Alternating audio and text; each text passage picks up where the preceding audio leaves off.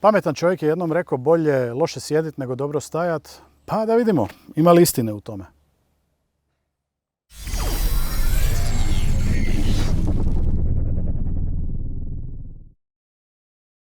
Ja sjedim na Fjällravenovom ruksaku, model se zove Singi Stuben, ako sam to dobro na švedski izgovorio. Stuben na švedski, koliko znam, znači panj. Evo, tu trenutno nismo našli bolji primjerak nego ovaj stol, ali eto, panj na panju kraj panja. Da vidimo što ovaj ruksak sve nudi svom korisniku ili korisnici. Na prvi pogled standardni ruksak, međutim ko poznaje marku Fjällraven zna da oni ništa ne rade standardno, odnosno da im je standard u vrijeme plastike i ne znam kakvih proizvoda po niskim cijenama. Standard im je jako visok. Moja teta je Švetkinja, ima jaknu od Fjällravena već preko 40 godina i dan danas je zadovoljna s njom, tako da rekao bi da je jako kvalitetan proizvod, pa se nadam da je to i ovaj ruksak koji imamo. Ruksak je rađen od Fjällravenovog G1000 materijala. G1000 je njihov standardni materijal koji koriste i za odjeću, hlače, majice i tako dalje, jakne. I on ima jednu zanimljivu karakteristiku. Materijal kao takav je platno koje samo po sebi nije vodootporno. Da biste postigli vodootpornost, morate premazati cijelu priču sa njihovim ili nekim drugim voskom, utrljati i proći peglom. Ovisno koliko puta to ponavljate, toliko vam se povećava vodootpornost proizvoda. Naravno, ima i tu manu da materijal onda više ne diše. Tako da većina korisnika preporuča zimi nanijeti više slojeva Ok, kukac nam je sletio na kameru, samo malo. Ajde, šušu. Zaljubio se u sebe. Pardon. Zaljubio se u sebe, vidio se u gledalu. Zar nismo svi takvi?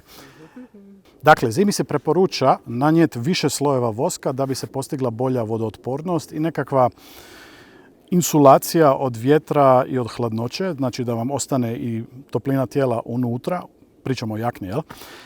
Ljeti je bolje manje slojeva nanijeti, odnosno nekoliko puta oprati odjeću da biste skinuli taj vosak, onda dobijete neku prozračnost koja vam treba ljeti. Slično je s ovim ruksakom, znači ovdje se radi o G1000 materijalu koji je malo čvršći, baš za ove potrebe. Pogotovo na dnu, tu je, ja mislim, čak i stavljen najlon da bi se postigla ipak nekakva vodootpornost, ako ga ostavite u lokvu.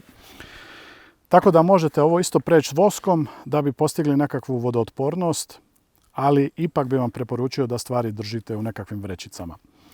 Ruksak kao takav odlikuje se sa 3 džepa. Imamo manji džep tu sprijeda. Tu možete držati mali dalekozor, streljivo, mobitel,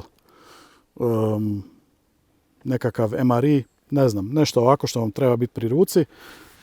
Lijepi ziper, mislim da je ovo isto metal.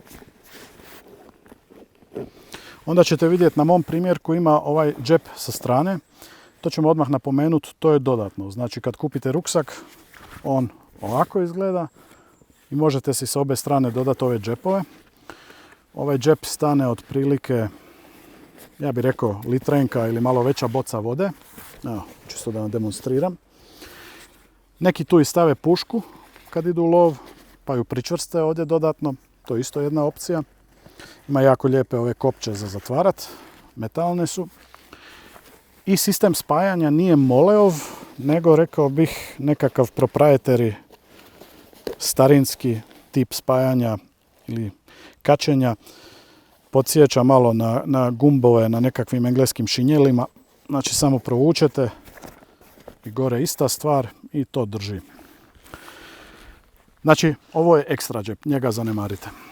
Prvi džep, onda idemo na glavni džep koji se otvara odozgo. Imate ovo što oni zovu snow flap. I otvara vam se 27 litara prostora za vaše stvarčice. I vidjet ćete tu odmah i ovaj crni okvir, metalni okvir koji je u principu vaše sjedište.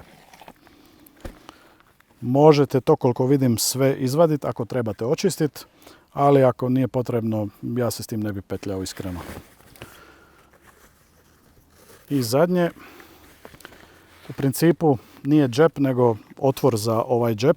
Možete, ako polegnete ruksak, iz prednje strane pristupiti ovom glavnom pretincu i do kraja ga otvoriti.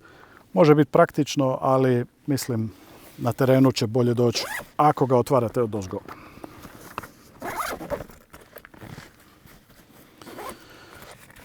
I na vrhu imate još jedan najmanji džep. To je stvarno za nekakve osnovne potrebe, možda je ovo ipak praktičnije za mobitel nego ovaj džep. Tu vam je stvarno sve pri ruci, možda nekakva karta, ne znam, evo, možete procijeniti koliko je dubok džep. Nemoj mi te ginekološke fore, molim te. I sa stražnje strane isto jedan cif, ali to nije džep, već vam u njemu stoji vam pokrivač za vaše sjedalo. Ovako lijepo, narančasto, neupadljivo, signalno narančasto i kamuflažno.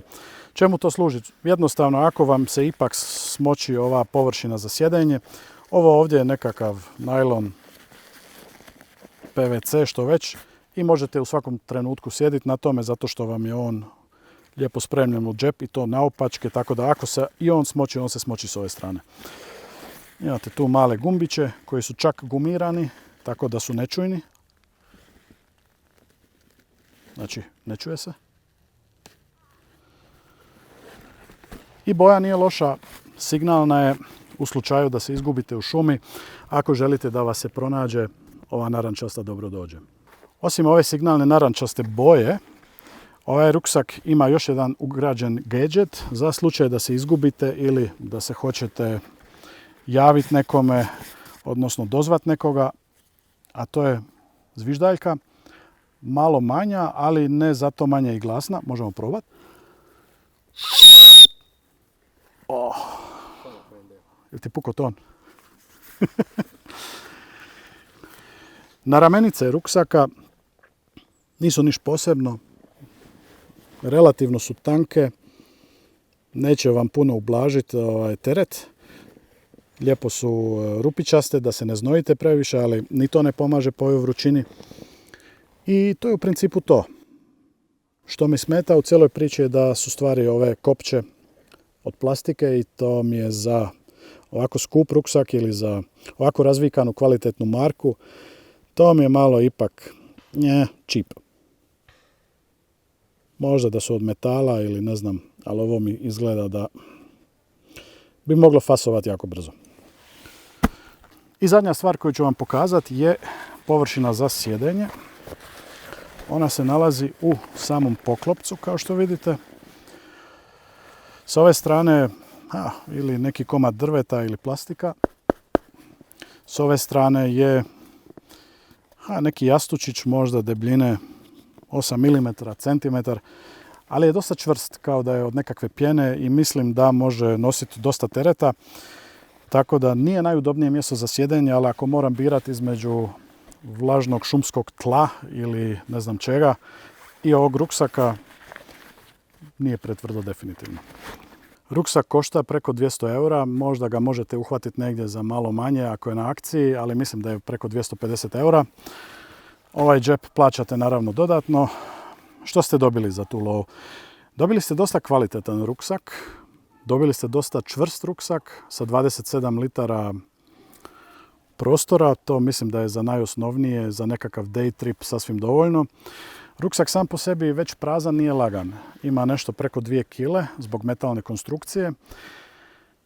Ali ako imate namjeru sjediti u nekom trenutku, ako vam je draga komocija, ako ste možda malo stariji i ne možete se baš spuštati i dizati sa šumskog tla, mislim da je to dobra ideja. Stvar koja mi smeta, mi u biti najviše smeta kod ruksaka i nije dobra za lov, jer se ruksak dosta čuje. Unatoč činjenici da je od platna, kad vam je na leđima pod opterećenjem i hodate, čuje se ovo. Evo, otiću malo bliže s mikrofonom.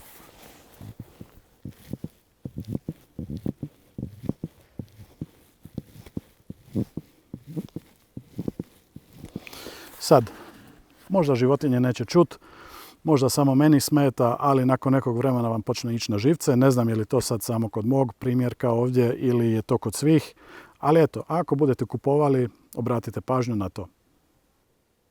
Što zaključno reći o Fjällräven Singhi Stubenu? Lijep ruksak, skup ruksak, praktičan ruksak, ali ako je suditi po dosadašnjim iskustvima sa Fjällrävenom, nadasve kvalitetan primjerak. I vraćam se na početak, bolje loše sjediti nego dobro stajati. Like, subscribe i vidimo se idući put.